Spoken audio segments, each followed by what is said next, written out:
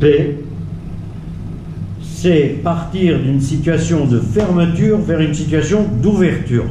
Hein? La même lettre, c'est, voilà, on a une bombe. La bombe, tant qu'on ne fait rien, ben, elle est calme, elle est gentille. Hein? Et puis, d'un seul coup, on la fait exploser, ça fait Pitzutz. Donc, chaque fois que vous avez la lettre P, hein, que vous ouvrez la bouche, il se passe quelque chose qui va Bachutz, et qui produit certains phénomènes. Alors, dans cette lignée, on va sauter quelques pages et on va rester dans la même idée. Donc, quand je vous dis P, je vous, comment dirais-je, je vous rappelle une situation d'ouverture, en général violente. Et il n'y a que la lettre hébraïque, il n'y a que la lettre hébraïque, il n'y a que l'hébreu qui traduit cette idée, qui vient directement de l'ouverture. Ah, d'accord? P fermé, P ouvert. Et là, le Rav Zamir, il nous dit, voilà, ben, il suffirait de rassembler la lettre P, mettre la lettre P avec d'autres, certaines autres lettres qui ont également un sens,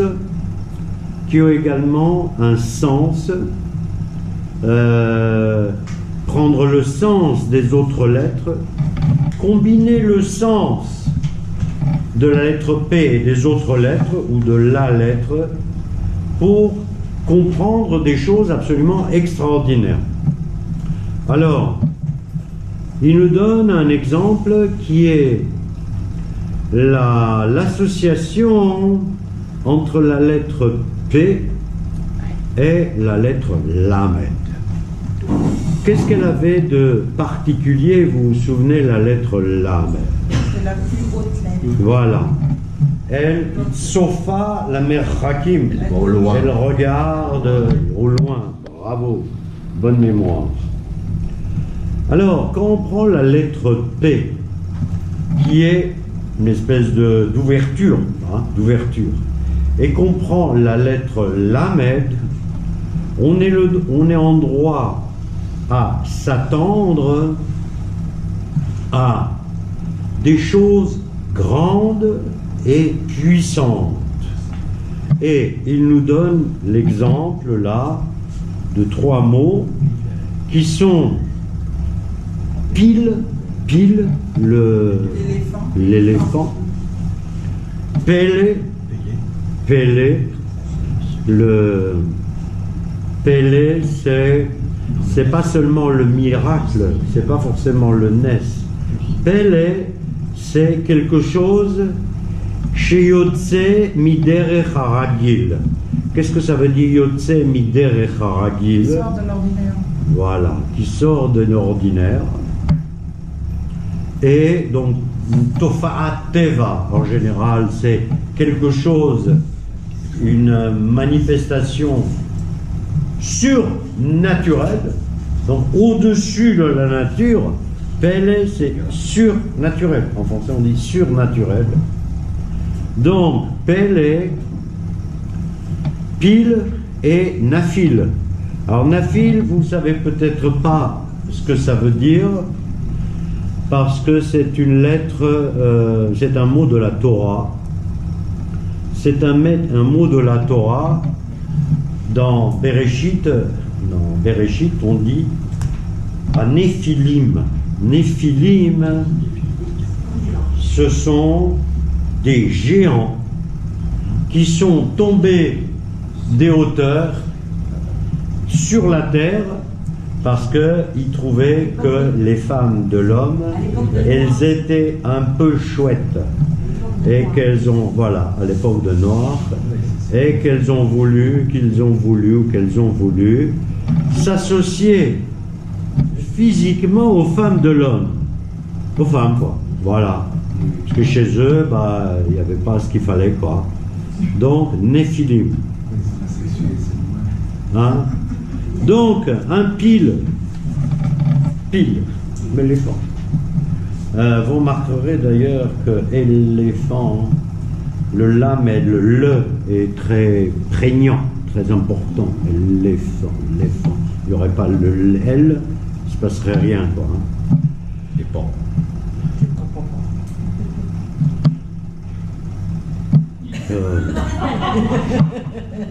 Bien. Pélé, par définition, c'est quelque chose, en général, d'énorme. Pélé plaïm, on dit en hébreu. Miracle de miracle, d'accord? Et les Néphilim, c'est tout simple, ce sont des géants. Hein? On dit par exemple que Goliath, il descendait des Néphilim, d'accord? Que tous les... D'ailleurs, il y a eu des découvertes archéologiques dans notre région,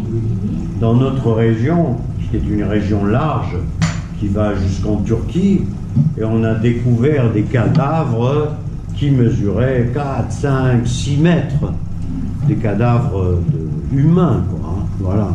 Donc ça veut bien dire que les Néphilim ayou ba'aretz, d'accord? Donc on prend le P, qui est la lettre de l'ouverture vers l'extérieur, hein, l'ouverture de l'extérieur, on prend une lettre en hauteur et on trouve des choses extraordinaires. Autre exemple, on prend la lettre P toujours et on lui ajoute la lettre Shin, d'accord? La lettre Shin, c'est Shin, comme tu dis, hein.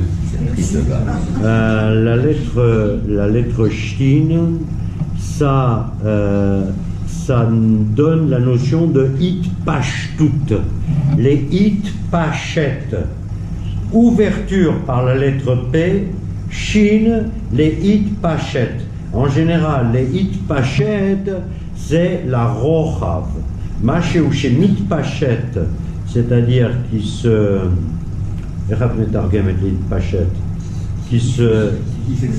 Qui non, les Hitpashet, c'est s'ouvrir. Hein? S'ouvrir. C'est déshabiller aussi, mais déshabiller, mais les Hitpashet, c'est quelque chose. Voilà, c'est la notion de ouverture. Hein, ouverture. Éclosion, voilà, les Hitpashet.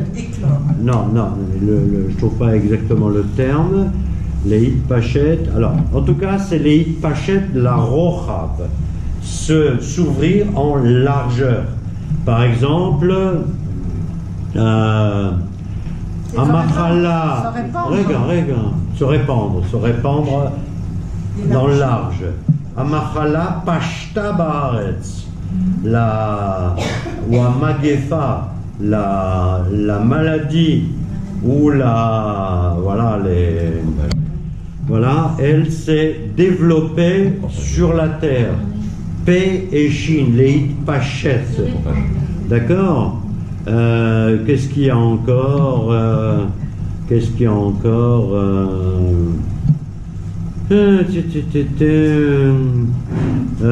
Par exemple, la lettre Tzadik, d'accord? La lettre Tzadik, ça P, Tzadik, ça on va l'étudier, la lettre Tzadik, mais la lettre Tzadik, elle évoque la notion de shlemut, de quelque chose qui est entier, d'accord? Quelque chose qui est entier, un tzadik ou tzedek, la justice, elle ne peut être que totale, d'accord? Ensuite, bon, ok? Alors, qu'est-ce qui se passe quand la justice explose? Il n'y a plus de justice. As akol mit potzetz, pe tzadik, ok? Mit paretz, voilà, c'est éclabousse, etc.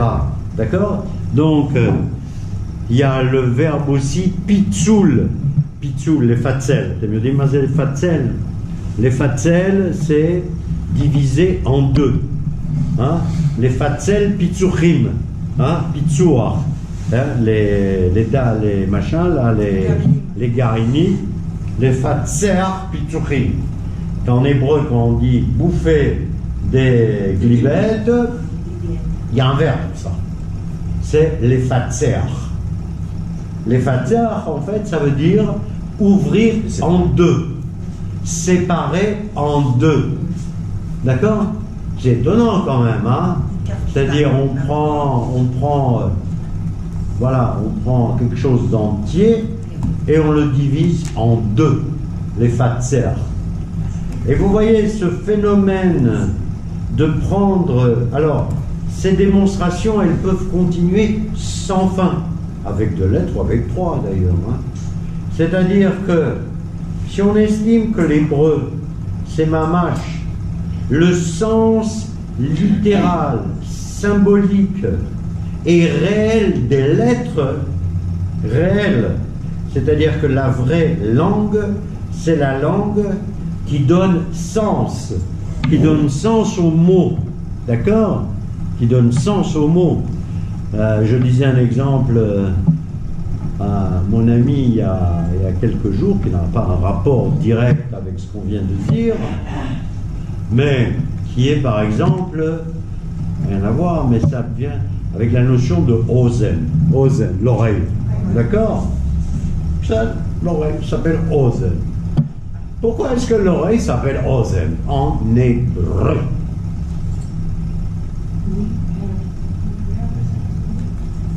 Non, c'est toi. Non, ça essaie de sortir, ça vient pas. Ça vient pas. L'oreille s'appelle ozen parce que en hébreu, Aleph Zayin Nun, c'est la hazine équilibrée. Moznaim, la balance. D'accord? Or, on sait que le sens de la balance, de l'équilibre, est dans l'oreille. D'accord? Ozen, oznaim, moznaim, etc. Tu as un problème avec ton oreille, tu perds pas seulement l'ouïe, tu te casses la gueule du côté droit ou du côté gauche. Donc, je trouve que ça illustre bien ce concept. Autrement dit, la langue hébraïque, la seule langue du monde, et la première langue du monde, t'a livré des mots qui sont autant de concepts, de vérité et de dévoilement. Alors ensuite, Hachem, il a pris la tour de Babel, dans laquelle on ne parlait qu'hébreu, et il a dispersé les gens de la tour de Babel à la surface de la terre, et la langue originelle, la langue du sens, ben, elle est partie dans toutes les directions, d'accord? Elle est partie dans toutes les directions, Ish lo imshich lahavin et reu, et personne n'a pu continuer à comprendre son ami. Hein? Le chinois ne pouvait plus comprendre le grec, d'accord, etc., etc. Et nous sommes les seuls, quelque part, si nous fournissons un effort, nous sommes capables, je dis bien, de comprendre d'autres langues, si nous faisons un gros effort.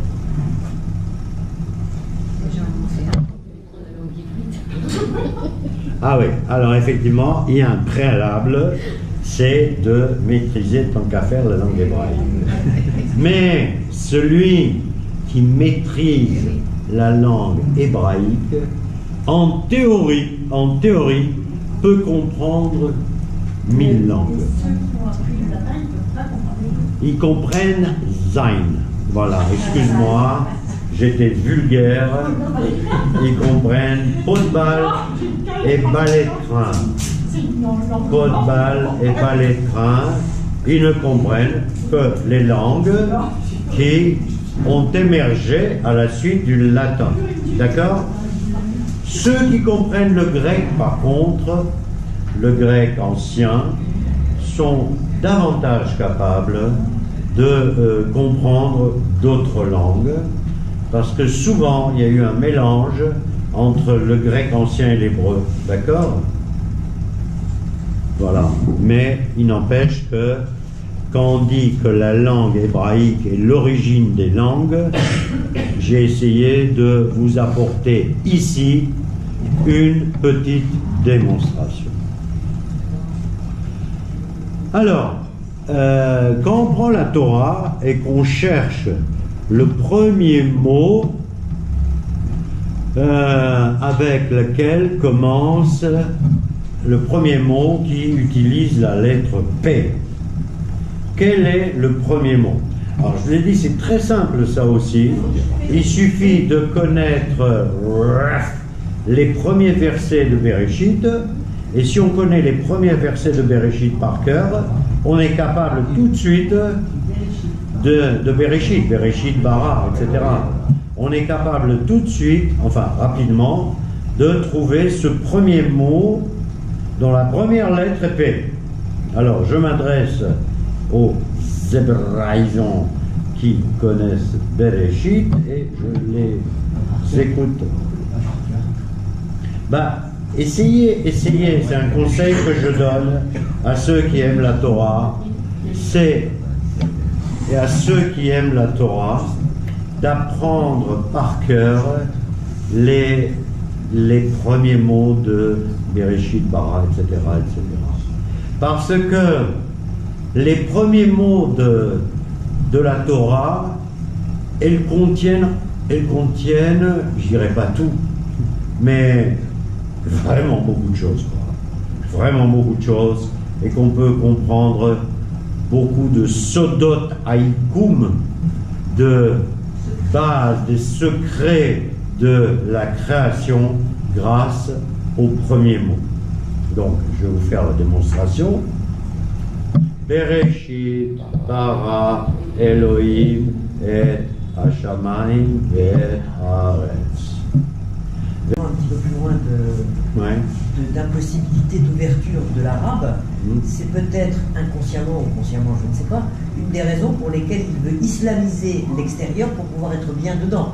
Parce que si il va à l'extérieur et qu'il s'ouvre à cet extérieur, il ne sera plus bien puisqu'il a besoin d'être enfermé dans sa tribu. C'est l'inverse du juif qui, quand il va vers l'extérieur, se fond dans l'extérieur tout en gardant son identité, mais s'ouvre à ce monde-là et ne perd pas son identité, même en s'ouvrant à ce monde-là. C'est très joli, très joli ce que dit madame.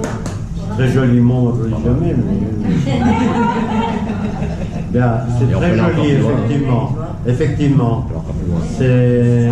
Ok. Voilà. On peut aller plus loin. Oh, tu vas aller plus loin? Ben oui, parce que quand... Vas-y. Que les Juifs se multiplient, eux aussi se multiplient. Oui, mais c'est pas une multiplication, c'est la... Il reste sur place. Et si on se rappelle du bête, le bête c'était la première lettre qu'on avait appris, vous vous rappelez? Et c'était la lettre de la division. Oui. Pour créer, il faut se multiplier, il faut se diviser.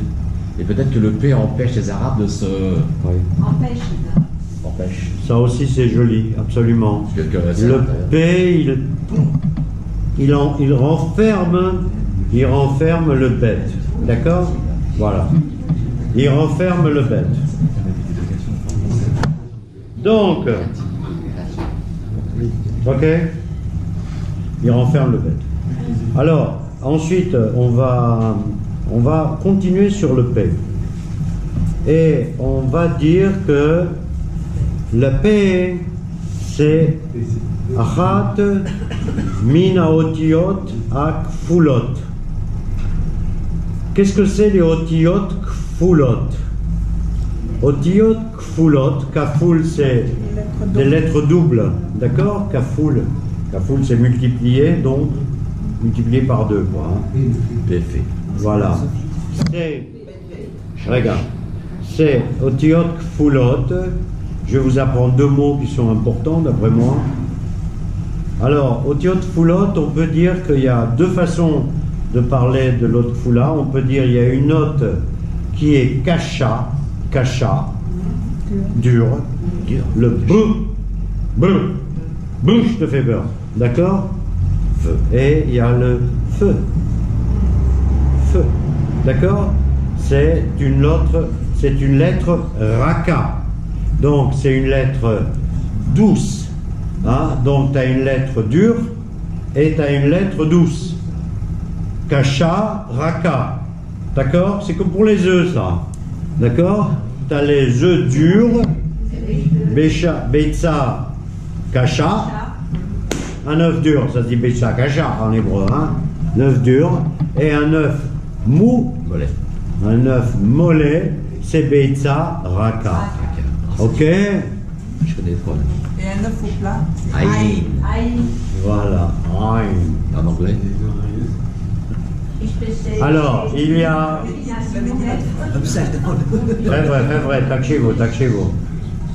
Il y a deux autres mots qui sont en fait les vrais mots, qui sont en hébreu Hot degusha ve Hot refouya. Si vous avez envie d'apprendre deux mots importants, c'est degusha. Degusha, ça vient de... En hébreu, par exemple, on dit la cime est à dagesh. Mettre l'accent. Alors, c'est le cas de le dire.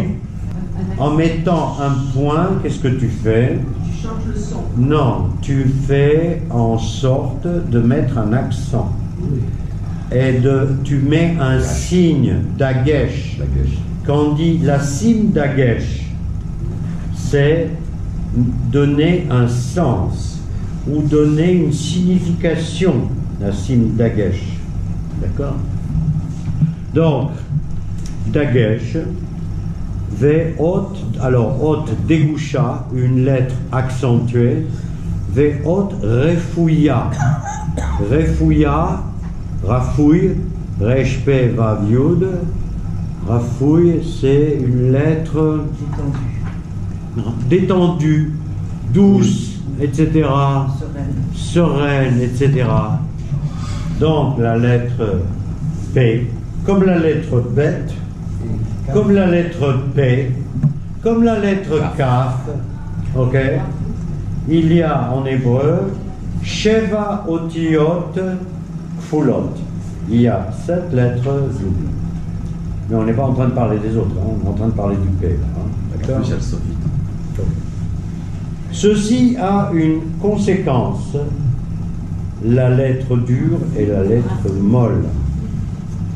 Alors, et Rav Cohen nous donne un exemple qui est le meilleur exemple qui soit, que j'ai un peu évoqué d'ailleurs la dernière fois. On dit Hachem Rofercha. Dieu est celui qui te guérit. Ok? Refoua, quand on souhaite à quelqu'un de la santé, on lui dit Refoua Shlema. D'accord? On lui souhaite une guérison complète.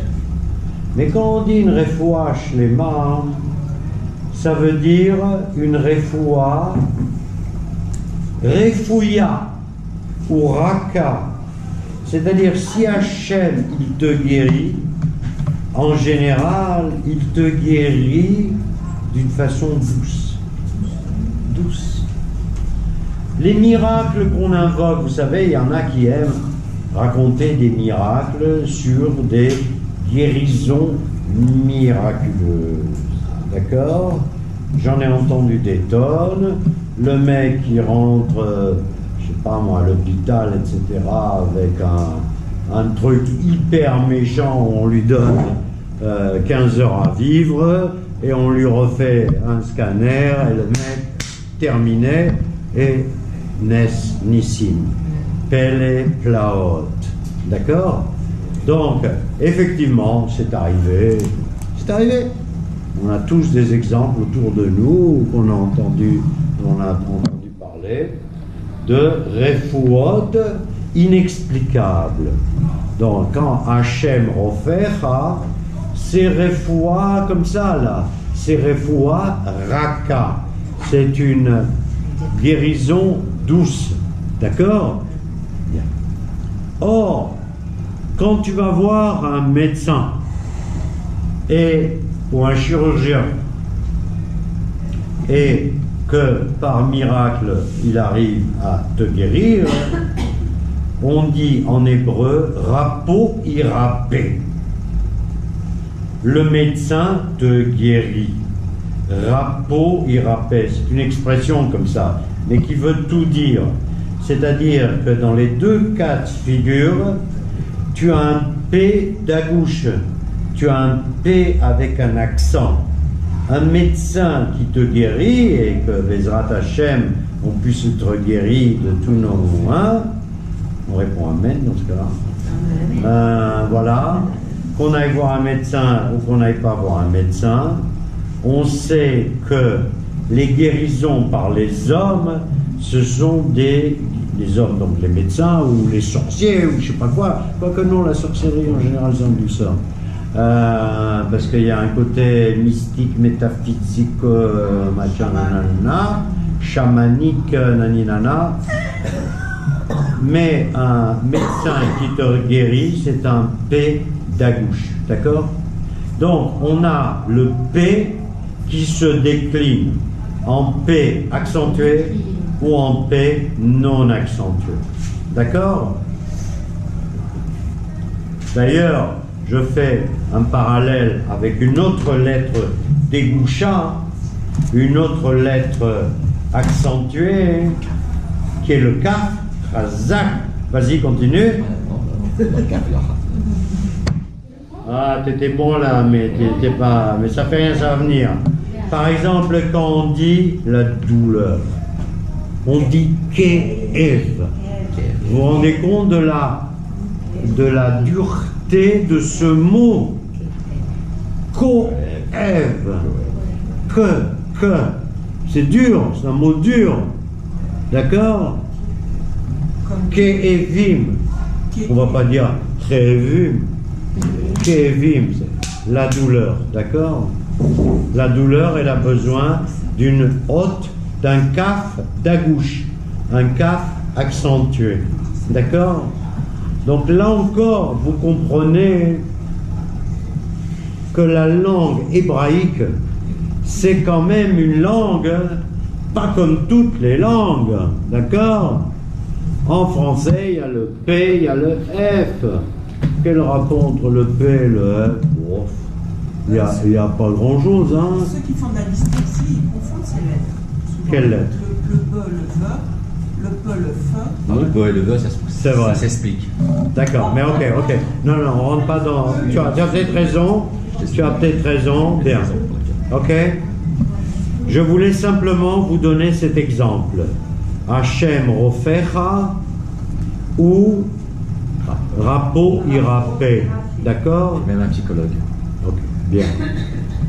Maintenant, cette lettre P, elle a aussi une autre caractéristique.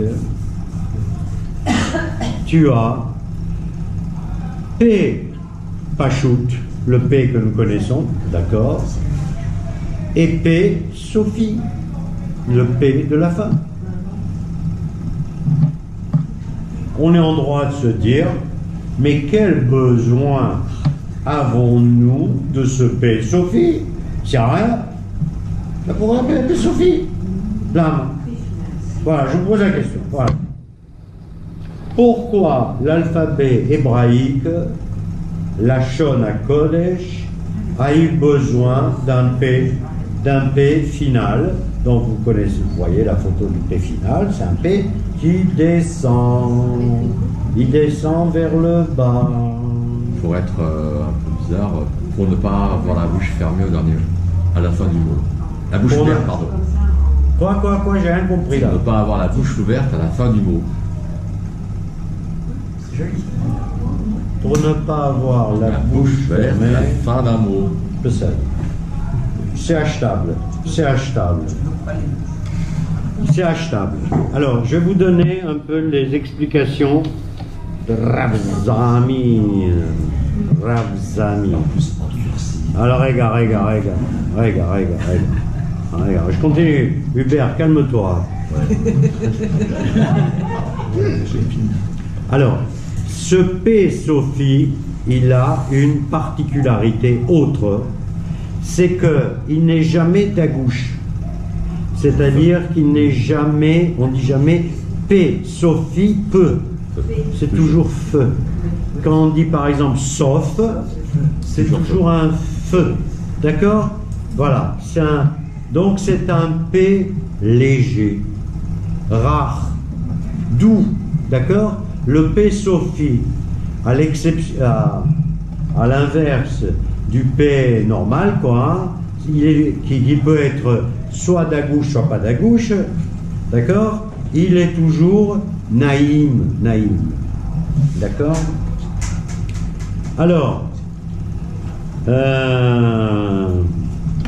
dans le Talmud, il décrit P patour, P satou. C'est-à-dire, le P, il est satoum. Satoum, c'est fermé. Hein? Satoum. Donc là, mon P, il est comment? Satoum. Mon P, il est patois. Ça descend. D'accord? Ça descend. D'accord? Donc, le P, il peut être soit tu fermes ta gueule, soit tu l'ouvres. D'accord?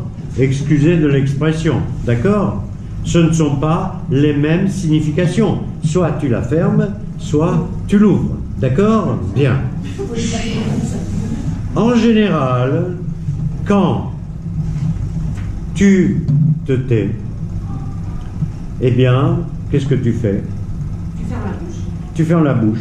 Et déjà, tu as une chance raisonnable de ne pas dire de bêtises. Ou de ne pas dire de mauvaises choses. Ou de ne pas faire du lachon hara. Ou de ne pas faire rentrer dans ta bouche des côtelettes de viande blanche. D'accord? Voilà. Donc, yesh zmanim liftoach, veyesh zmanim listom. Ah, ok? Yesh zmanim, il y a des temps pour l'ouvrir et il y a les temps pour fermer. Déjà, ça c'est voilà. Donc Comment c'est le verbe de ça tourne? Satoum, listom, satoum. Voilà. Listom. D'où vient le mot piston? Pas tout à fait faux d'ailleurs. Sa mère. Listom. Tu connais pas l'expression? Stom tapé. Je ne sais pas, stom tapé. Voilà. En général, on ne dit même pas stom et tapé, on dit stom tapé. Voilà. Ça veut dire. Eh ben maintenant, tu connais pas, maintenant tu connais. Je peux dire que les enfants, à partir de l'âge de 3 ans, ils connaissent stom tapé. D'accord? Alors, il y a une très belle explication de Rashi là-dessus. Hein? Il y a une...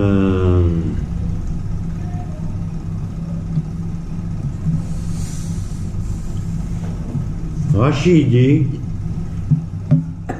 Pe patoar bishat amechansim.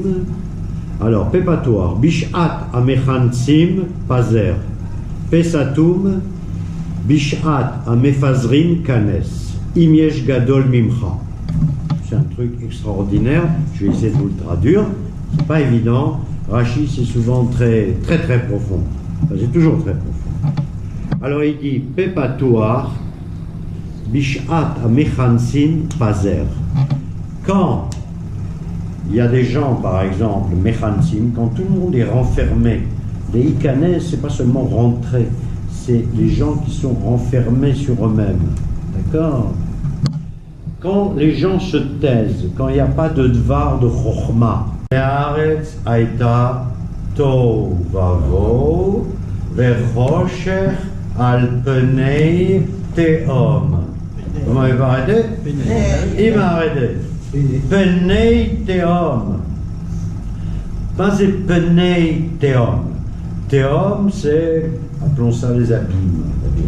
Tehom, comme ça. Je ne sais pas trop ce que ça veut dire. Hein. Mais penei, on sait ce que ça veut dire. Penei tehom, c'est à. Regarde, où on sait ou on ne sait pas. Tu sais? Ah, tu sais pas. Voilà. Non, on ne suppose pas. Où on sait, où on ne sait pas. Non. Penei, c'est à la surface. Penei, c'est comme panim. Panim, c'est à la surface. Vous voyez ma face, vous voyez ce que j'ai d'extérieur. D'accord? C'est-à-dire que ma face est ouverte à la surface de ma face. Hein? Penei tehom. Ok? À panim chez la tehom, la surface des ténèbres.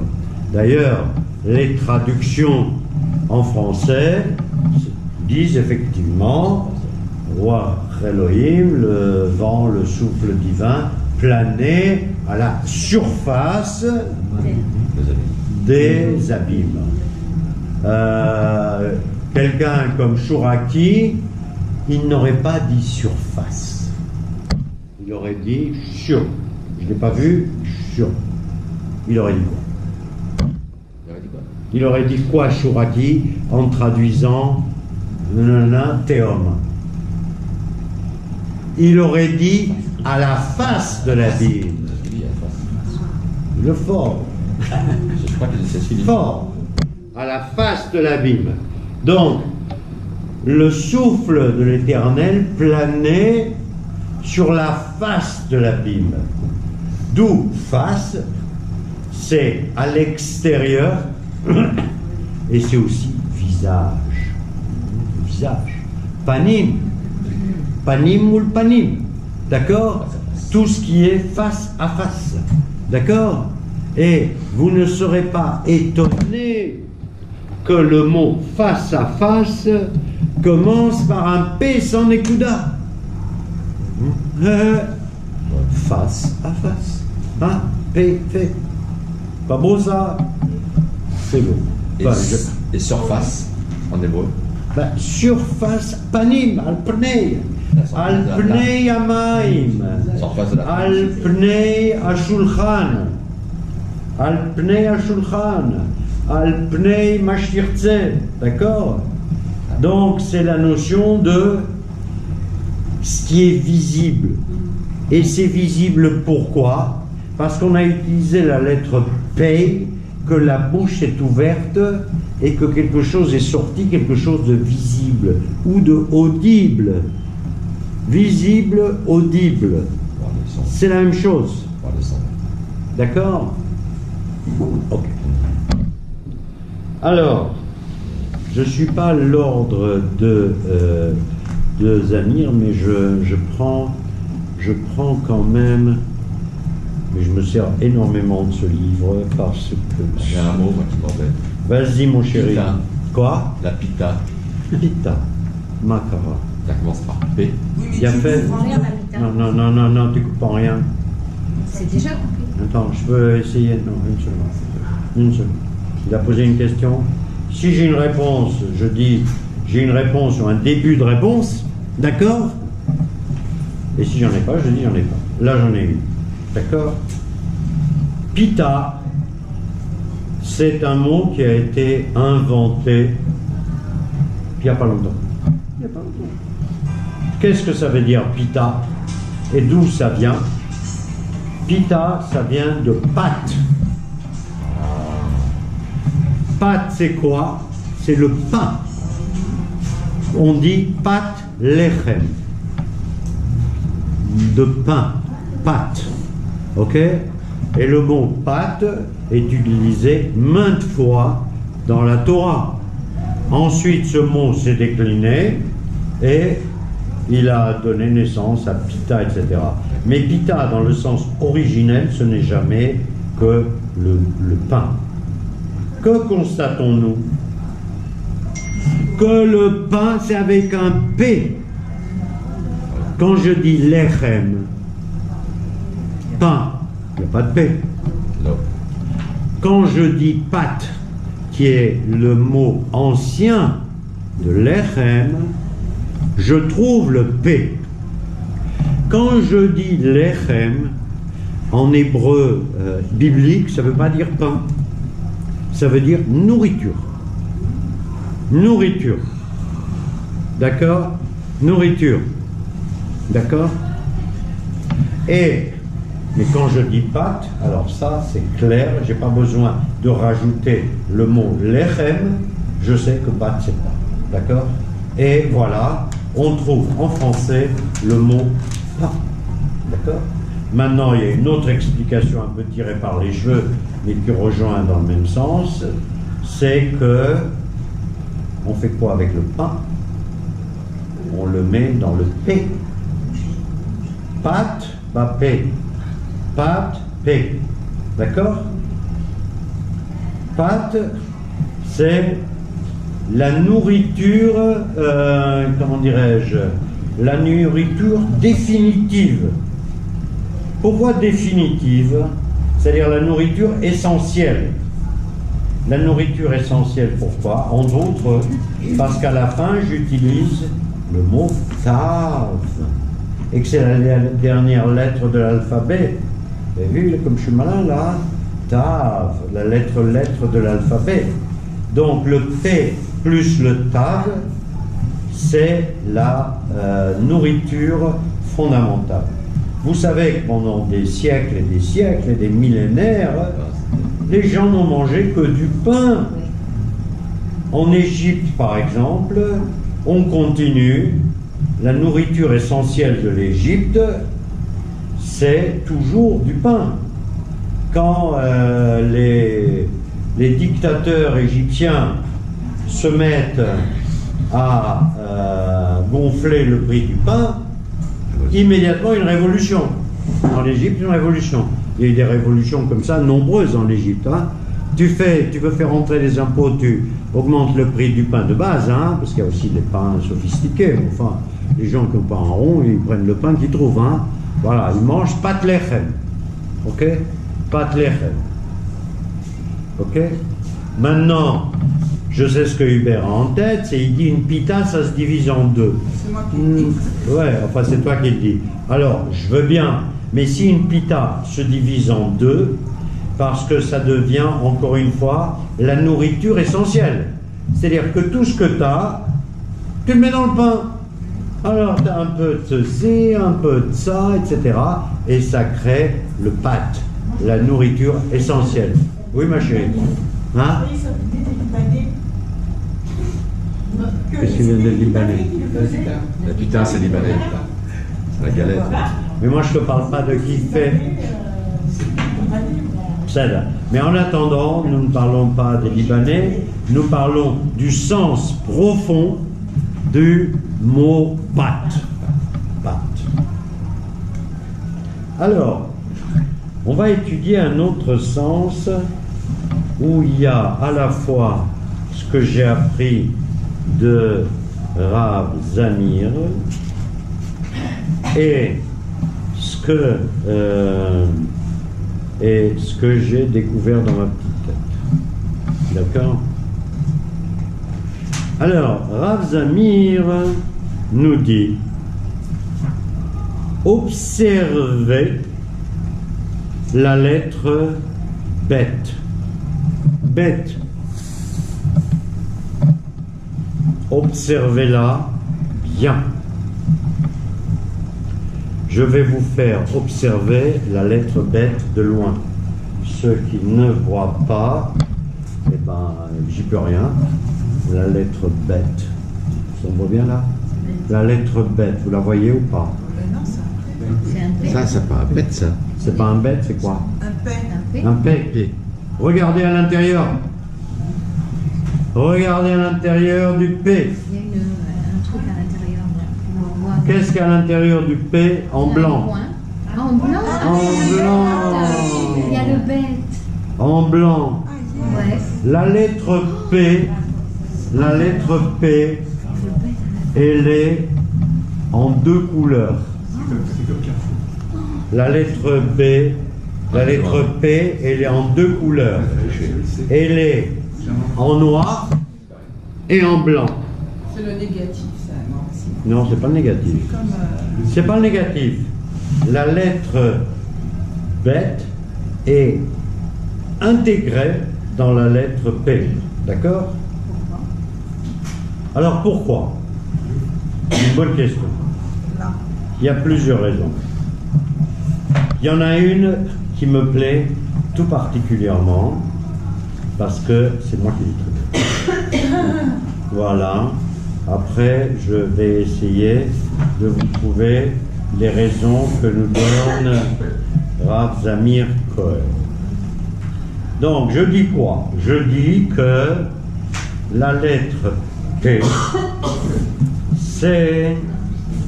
elle est intégrée dans la lettre B. Non, la lettre B, elle est intégrée dans la lettre P. D'accord? Il y a le noir du P et il y a le blanc du bête. Alors, j'ai trouvé une explication qui vaut ce qu'elle vaut. D'accord? Mais là, c'est la mienne, donc ne la prenez pas pour de l'argent comptant, parce que des fois... Je suis parti d'un principe qui est que lorsqu'un arabe te vend un falzar, il te vend un pantalon. Un pantalon. Un pantalon. Moralité, un arabe, s'il te vend un pantalon, c'est qu'il n'est pas en mesure de prononcer la lettre P. C'est l'inverse. Hein? Et les Alsaciens, c'est l'inverse. Ils disent ça brûle, au lieu de dire ça brûle. D'accord, mais un Alsacien, si tu l'éduques un petit peu, il arrive à dire... ça brûle. Voilà, il arrive à dire le P. Alors, pourquoi je dis ça? Parce que je me suis posé la question, parce que je suis le genre de mec qui se pose des questions et qui ensuite essaie de trouver des réponses. Des fois il en trouve, des fois il n'en trouve pas. Vous voyez, je parle déjà de moi à la troisième personne. Hein. Voilà. Et je me suis dit, pourquoi les Arabes ne sont pas capables, et pourquoi la lettre P d'ailleurs, ne figure pas dans l'alphabet arabe? Ne figure pas. Voilà. Alors il y en a qui disent, comme j'ai entendu au fond, c'est pour ça que la Palestine n'existe pas. Mais bon, ils disent non, Palestine, d'accord? Alors, mais j'ai essayé d'aller un peu plus loin dans ma réflexion, même s'il est un peu comme ça. C'est que la lettre B, nous avons vu ce que c'était la lettre B. La lettre bête, en fait, c'est la notion, elle illustre surtout la notion de bait, de maison. C'est-à-dire quelque chose qui est, on est enfermé chez soi, à la maison, chez soi, sous sa tente, sous sa famille, plus ou moins élargie, sous sa tribu. D'accord? Mais l'arabe ne sait pas s'ouvrir au monde. Il ne sait pas, comme on dit en hébreu, l'ifrotz gvulot. Hein? L'ifrotz gvulot, c'est-à-dire ouvrir des frontières. Alors, bon, aujourd'hui vous me direz, il sait parce qu'il va ni en Europe, machin, etc. Mais ça n'a pas d'intérêt. Hein? Ça n'a pas d'intérêt. C'est marqué dans le Coran qu'il faut aller asservir tous les blancs, voilà. C'est pas ça qui est intéressant. Ce qui est intéressant, c'est que par essence, par essence, par atavisme et par le sens profond de l'histoire. C'est-à-dire, les Arabes ne sont pas nés avec Mahomet. C'est Mahomet qui est né avec les Arabes. D'accord? Ok? Donc, Mahomet, lui, il s'adresse à ce qu'il appelle le meilleur peuple. Vous êtes le meilleur peuple, les Arabes, hein, le meilleur peuple. Mais il ne leur dit pas au début Partsu vekadmu vemilu kol haaretz. Sortez, multipliez, remplissez la terre. Remplissez la terre de quoi? Qu'est-ce que nous, je veux dire, on est très paix, nous. Hein? Et alors c'est là. Une bonne raison, on a une grande gueule. Hein, les Juifs, ils ont une grande gueule. Hein? Paix gadol, d'accord? Avec le paix, qu'est-ce que tu fais? Avec le paix, tu crées, tu écris, tu inventes, mais surtout tu sors vers l'extérieur. C'est la notion de ptira, l'iftor. Le peuple juif est un peuple ouvert au monde, et je pense, mon interprétation personnelle, que le peuple d'Arabie est un peuple qui est fermé sur lui-même. Tribal. Tribal. Quand tu dis tribal, ça veut dire où est-ce que je suis bien? Je reste chez moi, dans ma tribu, dans ma famille, etc., etc. Et d'ailleurs, on constate encore aujourd'hui cette espèce de istagrout. En hébreu, on dit les istaguer. L'istaguer, c'est s'enfermer.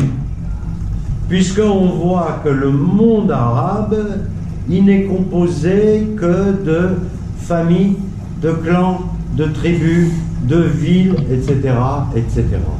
Ça, c'est les choses profondes. Hein? Je ne vais pas à la surface des choses, je vais dans le fond des choses. Et c'est pour ça que, une des raisons, c'est que la lettre B, elle inclut la lettre bête. La lettre bête, quelque part, si vous vous souvenez du dessin, elle est cachée à l'intérieur de la lettre P. Hein? Elle est cachée à l'intérieur de la lettre P. C'est une explication qui vaut ce qu'elle vaut. Je l'ai vue nulle part. Hein? C'est toi qui l'as découvert, ça? Oui, ça c'est moi. Ça. Donc, voilà, pardon. Si je prends ton raisonnement. Quand personne ne dit des divrei Torah, d'accord? Si toi tu sais un petit peu de divrei Torah, Fazer. Fazer, c'est répand. Fazer, diffuse. Les gens ils savent pas, diffuse. Pesatum, bishat amefazrim, kanes imyesh gadol mimcha. Quand arrive le moment où les gens parlent, alors Rachid te dit, toi, tu dois te taire s'il y a un plus grand que toi qui parle.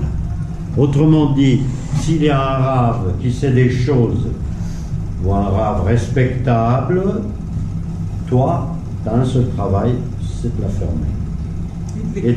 Non, de te taire. C'est-à-dire, il prend les deux cas de figure. Quand faut-il parler et quand faut-il se taire?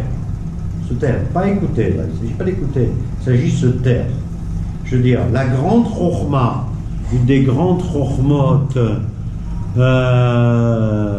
c'est pas seulement de nous, hein, en fait, c'est les chokhmotes de Yavan, c'est les chokhmotes du Mizrach HaRachok, etc., de l'Extrême-Orient, c'est savoir se taire et savoir parler.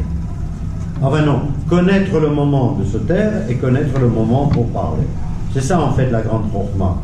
Et c'est pour ça que les théories extrêmes orientales ont mis l'accent sur le silence. Hein? Bouddha, machin, nani, nana, etc. C'est la plupart du temps, tu dois te taire. tu dois te taire, ou bien pour écouter ce qu'il y a en toi,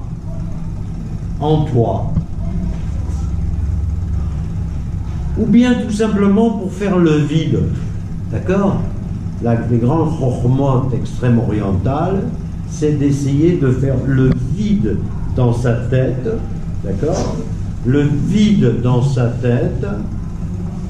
Et bon, nous, on n'aime pas trop ça chez les juifs, hein, le vide dans sa tête, parce que, mais des fois, c'est pas mauvais de faire un peu le vide dans sa tête, parce qu'il y a des trucs qui partent un peu dans tous les sens, hein, voilà, et ça repose de faire le vide dans sa tête, hein.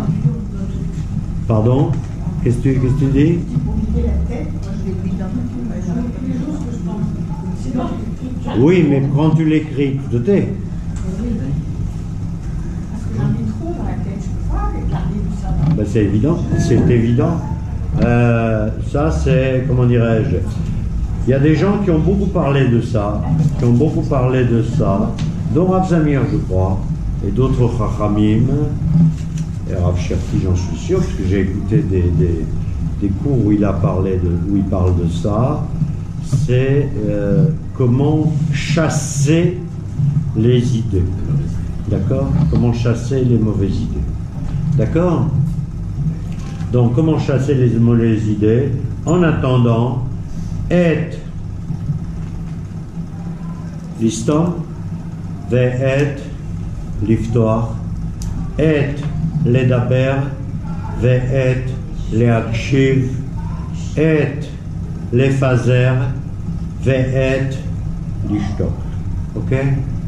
Alors, le P-sophite aussi, comment dirais-je, il y a beaucoup de choses à dire sur le P-sophite, il en parle un petit peu.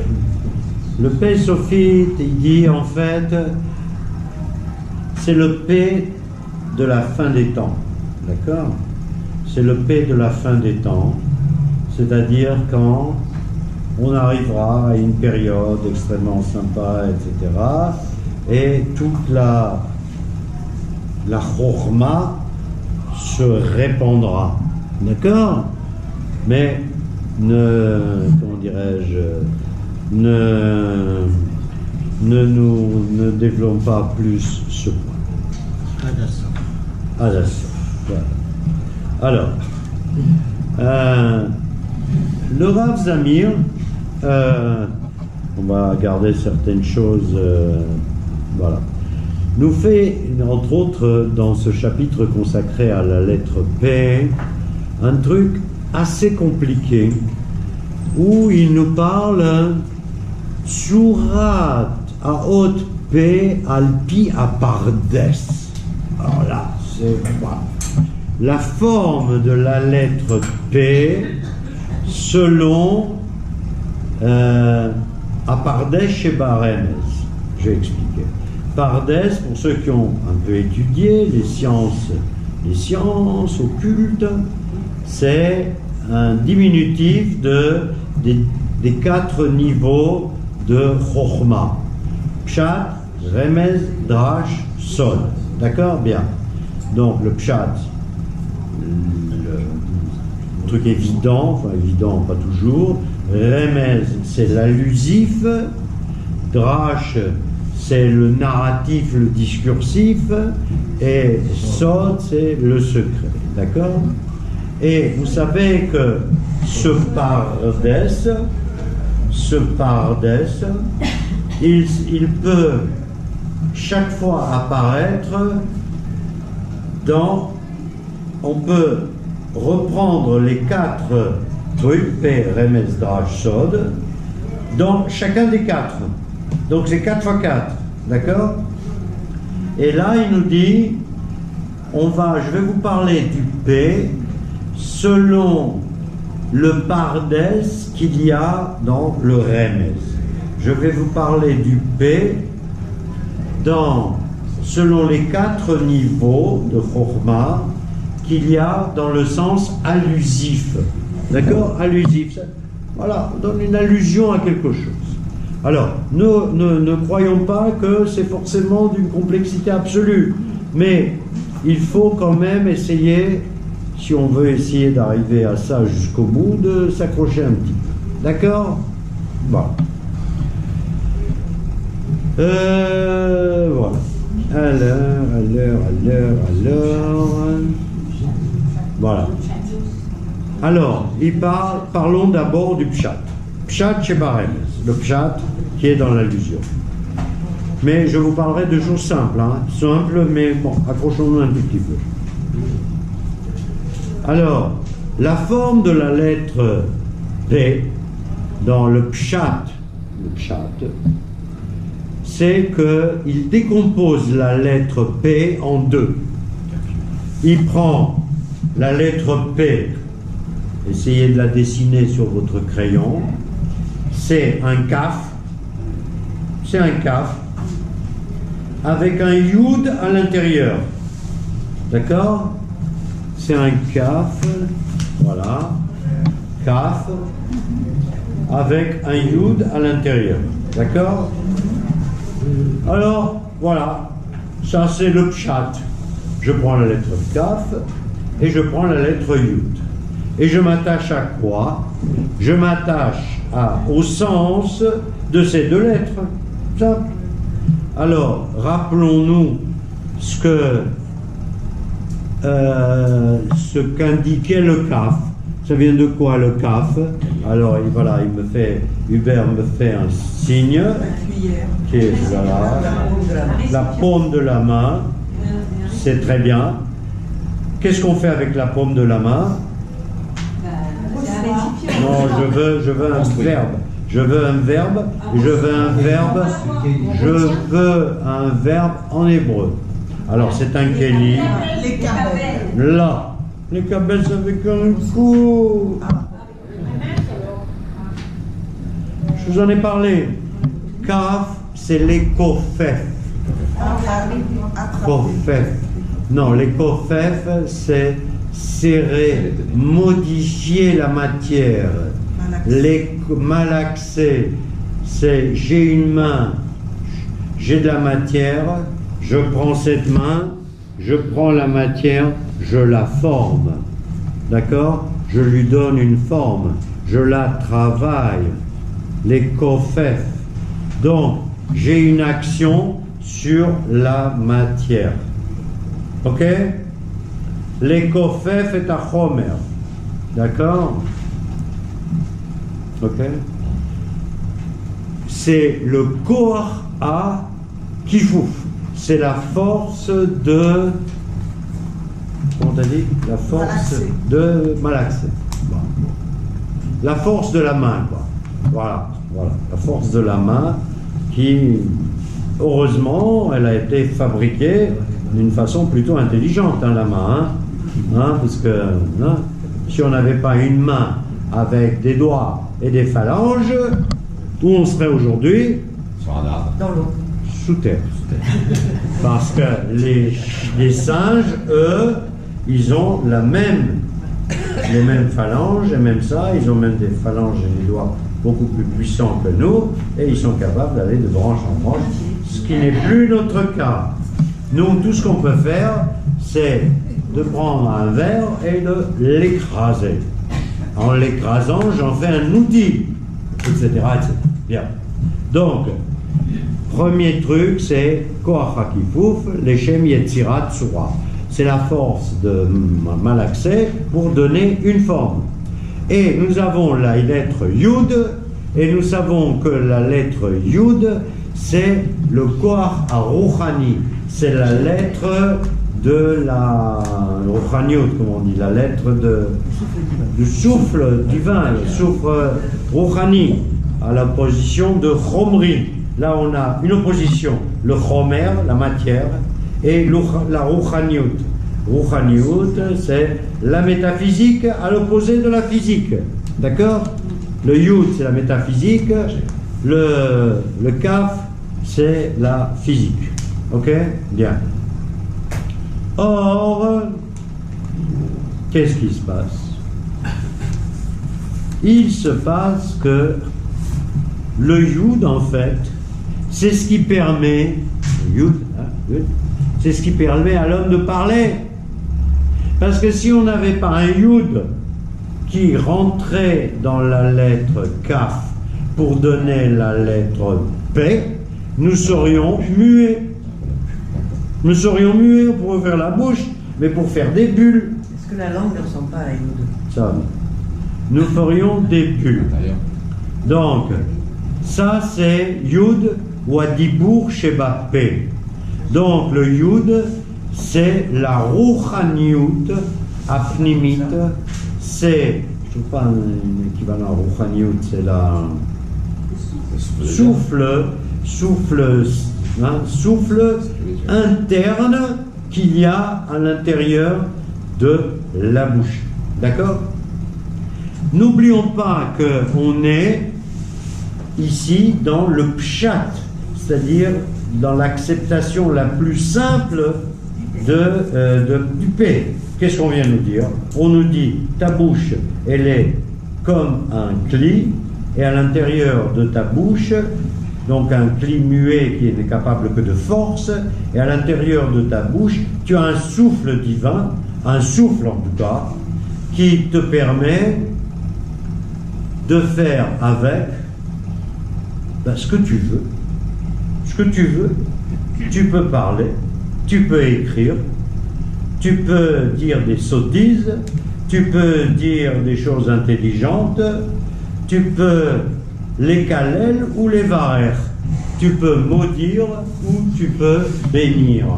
C'est-à-dire, bien, ça, première dimension. Deuxième dimension, nous dira Namir, à Remes Sheba Remes, l'allusion qu'il y a dans l'allusion. Alors, là c'est très simple aussi. Remes Sheba Remes, ça veut dire quoi? Ça veut dire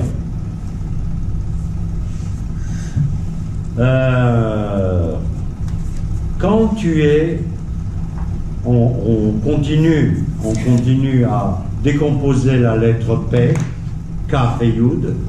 Donc la lettre Kaf, on avait dit la lettre Kaf, vous vous souvenez ce que je vous ai dit, la lettre Kaf, c'est Adam Kafouf, un homme courbé, d'accord?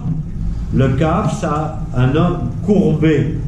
Alors, le Rav Zamir, qui est un rabbin, c'est pas mon cas, heureusement, ma mère n'a pas voulu faire de moi un rabbin, et heureusement pour lui que sa mère a voulu faire de lui un rabbin, donc heureusement pour nous deux, hein. Vous m'avez suivi? Bien. Donc, le Kaf, c'est comme l'homme qui est courbé devant Hachem. Un homme est courbé devant Hachem. Quand on fait la tfila, le Shmona Esrei, on se courbe, d'accord? Nos cousins, alors eux, ils passent leur temps à se courber, d'accord? Mais ça part d'un bon sentiment, hein? Ils sont courbés devant Allah, d'accord?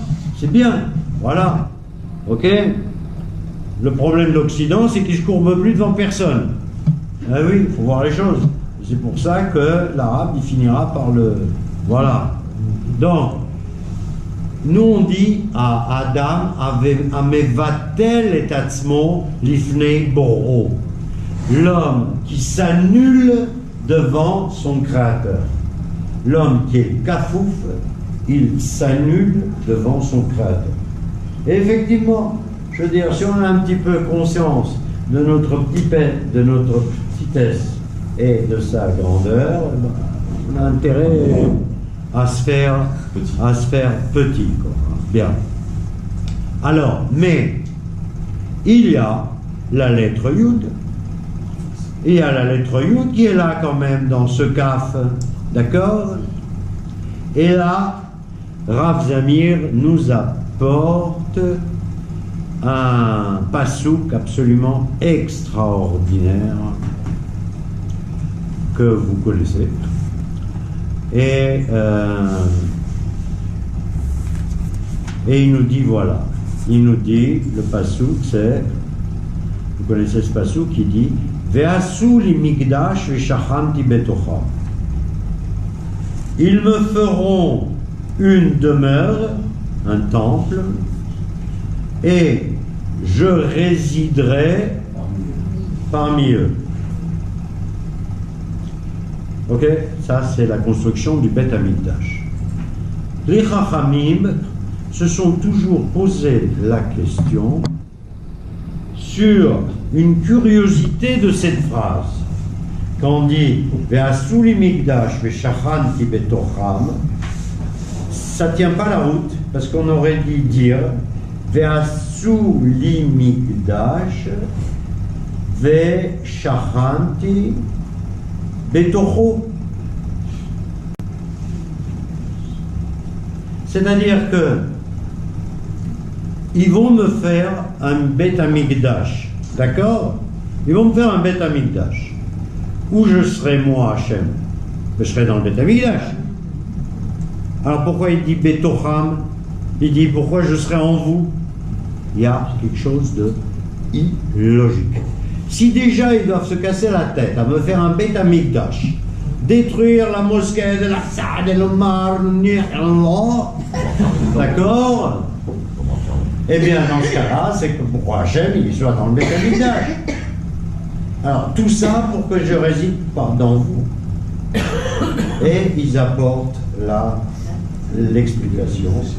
Il dit pas du tout, si vous me faites un Mikdash, c'est pas pour que je réside dans le Mikdash. Moi, je réside Kol haaretz mekomo. Moi, je réside partout, moi. Hachem, il réside partout. Non. Si vous me faites un Beth Amikdash, je résiderai en vous.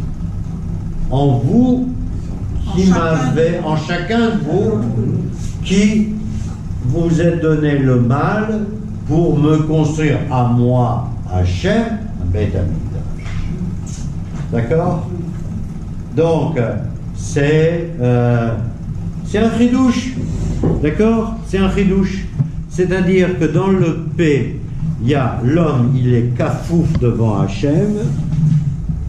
La Shrina, il est de kafouf devant qui? Devant la Shrina, devant la présence divine. D'accord?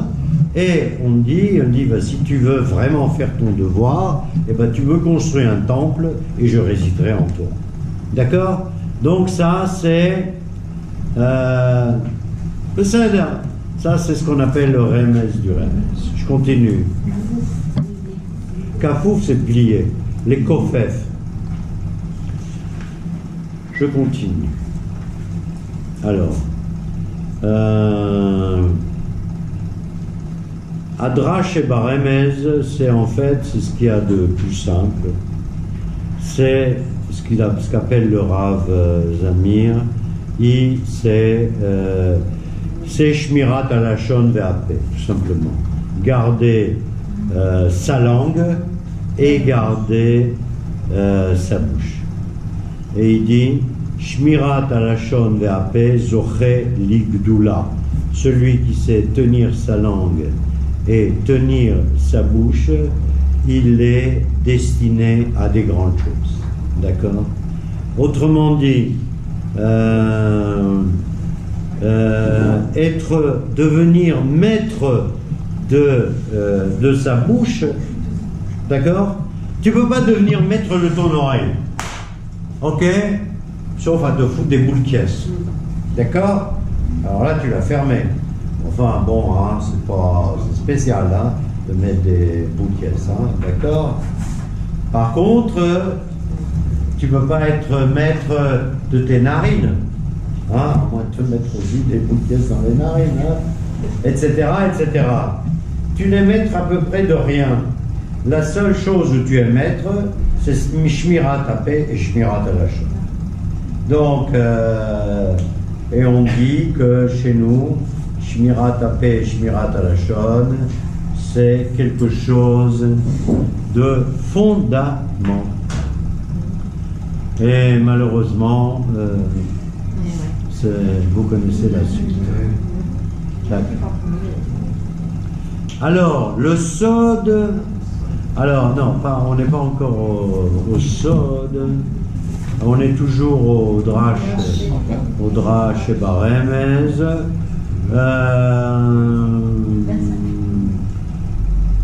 Drash et Baremez.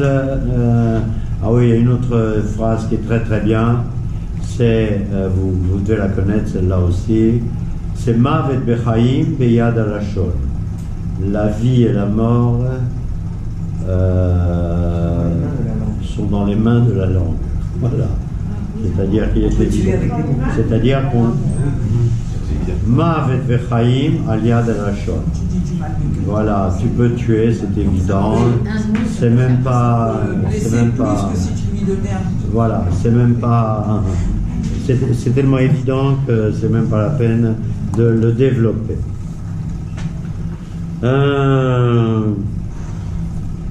Asot Shebaremez, le secret qu'il y a dans le Remez, c'est Tsurat Ayot Yud Shebetoch Hape. Donc c'est la forme de la lettre Yud qui est dans la bouche. Et la forme de cette lettre Yud qui est dans la bouche, en fait, elle ressemble à de la nourriture que tu rentres dans la bouche. D'accord ? Ça semble assez évident. Hein. Donc, quand l'homme il fait attention à ce qu'il rentre dans sa bouche, eh bien, à la fois il permet de se nourrir aussi bien physiquement que spirituellement, mais ensuite il est kosher et tatzmo la ratzon ha'elyon. Il se lie à la volonté supérieure, d'accord? De la même façon, la Torah, si tu utilises le Yud pour étudier la Torah tant qu'à faire, hein, eh bien, tu te rattaches à Hachem. Alors, il y a la phrase fameuse que vous connaissez, que vous récitez plusieurs fois par jour, et on dit Poteach et yadecha ou masbia le kol chai ratzon. Tu ouvres ta main et tu fournis à chacun sa nourriture. Et là, les Chachamim ont dit il y a un sod dans cette phrase et il faut lire non pas et yadecha, il ne faut pas lire yadecha, il faut dire yudecha. Et ta yud à Elyon, il faut ouvrir le yud supérieur. C'est quoi ouvrir le yud supérieur? C'est le yud qui est dans la tfila et dans tu ouvres tout ce qui est supérieur. Le supérieur, c'est au niveau du pshat, c'est les ma'achalim asurim, c'est les nourritures permises. Le yud, c'est les phrases bien, et les phrases de bracha et non pas de klala. Et c'est le yud de l'étude, tout simplement. Et ça peut être le yud de Yehudi. Pourquoi veux-tu que ce soit le yud? Pourquoi tu veux manger des juifs? Non. Il y en a qui ont essayé. Non, mais Yehudi. Ah, yud de Yehudi. Non. Parce que là, on dit Poteach et yadecha. Tu ouvres ta main, masbir le kol chai ratzon, et tu fournis à chacun la nourriture dont il a besoin. Et là, on dit Poteach et yudecha. Tu ouvres ton yud. C'est-à-dire Hachem, il ouvre notre yud. Voilà, c'est ça le chidouche là-dedans. Tu ouvres ce qui est élevé en toi. Ce qui est élevé en toi, c'est la bonne parole, c'est la bonne nourriture, c'est la bonne discussion. Voilà, c'est la bonne discussion. On dit que s'il y a deux amis qui sont l'un à côté de l'autre, et s'il n'y a pas de divrei Torah parmi eux, divrei Torah, ça peut être entendu sous différentes formes, des mots de Torah parmi eux, tu es en train de tuer le monde. C'est-à-dire, tu ne peux, comment dirais-je, donner de la vitalité au monde que si tu parles de Torah, communiques des choses positives, etc., etc. Et d'ailleurs, il y a une chose qu'il faut voir, c'est que quand tu parles, tu remarques que la langue commence à parler, le yud, naturellement, il va vers le haut. La langue va naturellement vers le haut. Pour qu'elle aille vers le bas, il faut, comment dirais-je, fournir un effort, non, tu dois fournir un effort musculaire. Pour descendre la langue en bas, tu dois fournir un effort musculaire. La langue, elle part directement, même quand elle est dans la bouche, elle se balade, mais elle part directement vers le haut. Donc ce fameux yud, qui est à l'intérieur de la lettre P, c'est pas seulement la langue, c'est la spiritualité qui est à l'intérieur de la matérialité. C'est le yud qui est à l'intérieur du kaf. Ça me fait penser à Yetzira. Là, non. C'est pas un yud. C'est pour élever les choses, pour les transformer, pour les... Absolument. Ouais. Absolument. Les yatser, c'est création. D'accord? C'est le problème avec Yetzira, hein, c'est vrai que ça a un sens noble, mais ça peut avoir aussi un sens négatif. Comme on dit le Yetzirara, c'est pareil. Ah, le Yetzer. Voilà, tu vois, elle vient d'apporter la réponse. Le Yetzerara, c'est marrant parce que Yetzira, ça donne aussi Yetzera. D'accord? Ça s'écrit pas de la même façon. Ça n'a pas d'importance. Yetzira, Yetzira. Donc la création est le mauvais penchant. D'accord? Et Yetzira, c'est avec un Hey à la fin. Yetzera, c'est avec un Aïn à la fin. D'accord? Mais on a étudié longuement la lettre Yud. C'est une lettre très spirituelle. D'accord? La lettre P, en définitive, pour conclure, c'est pas une lettre spirituelle, sauf si on la décompose. Et par exemple, il est dit aussi quelque part ailleurs que la lettre P, elle a deux autres caractéristiques. La lettre P, c'est comme Nachash Mefutal. C'est comme un serpent Mefutal enroulé sur lui-même. Réfléchissez. Oui, tout le danger de la lettre P quand elle... Voilà, la lettre P, elle fait comme ça. C'est une spirale intérieure. Oui. Et en fait, tu démarres une spirale, tu peux la continuer. Ben oui, tu peux la continuer, la spirale, que les artistes parmi nous, ouais, infini. Tu peux, voilà, une spirale. Et tu peux arriver à des choses très très bonnes ou à des choses extrêmement mauvaises. C'est pour ça que les Chachamim ont dit Nachash P domé les Nachash Mefutal. Alors, les Chachamim, ils disent autre chose. Ils disent que la lettre P aussi, elle ressemble à la lettre tête. Parce que la lettre tête, c'est aussi un chet avec un yud vers l'intérieur. D'accord? Alors les Chachamim, ils disent, mais quelle est la différence fondamentale entre le P et le chet? Et ils répondent, à l'intérieur du chet, quand tu tombes dans un chet, le chet est fait de telle façon que tu ne peux plus sortir. Imaginez-vous un chet. Non, le tête. Imaginez-vous un tête, on ne sort plus du tête. Voilà, sa fermeture t'empêche de sortir.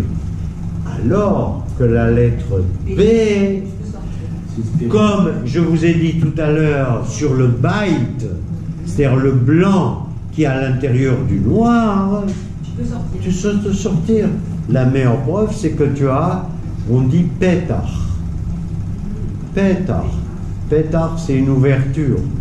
D'accord? Tu paies, tu sors. Tête, tu sors pas. D'accord? Gamardo. Merci beaucoup. On ne me remercie pas. T'as pas bu du tout. On n'a pas fait le solde alors. Si, je t'ai dit le sod. Le sod, c'est le dernier. Le sod, c'est le dernier. À sod chez Baremes, c'est que Makor Hachef Ha'elyon, c'est le rideau Leolam. Le chef Ha'elyon, la bénédiction de l'extérieur, il faut le descendre dans ce monde grâce à l'étude de la Torah, grâce aux bonnes paroles, grâce aux nourritures permises, etc., etc. Et Hachem Masbir le Kol Chai Ratzon.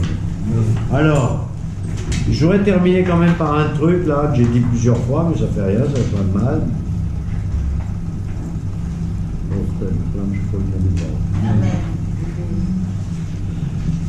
Poteach et yadecha ou masbia le kol chai ratzon. Tu ouvres ta main, Hachem, ou masbia le kol chai ratzon, et procure à tout être vivant ratzon. C'est une phrase que j'aime beaucoup, parce que j'aime beaucoup une de ces interprétations qui m'avait été donnée tout début par un rave, donc je ne l'ai pas trouvé.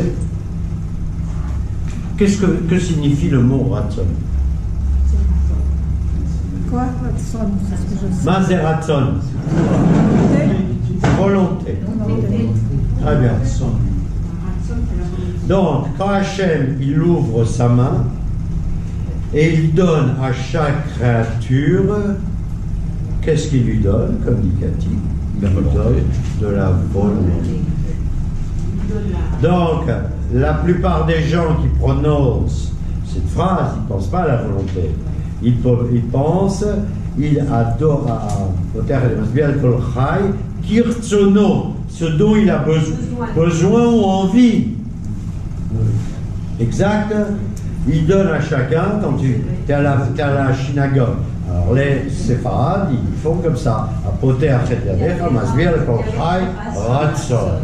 On ouvre la main, Kafayad, on attend de recevoir. Exact. Bien.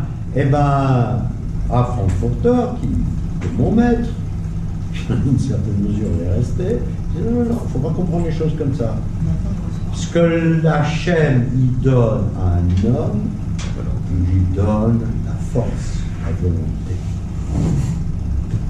Mais enfin, il lui donne aussi ça, hein, ça là, il donne le tout. Mais la notion de Ratzon, j'ai toujours trouvé que c'était un truc très futé.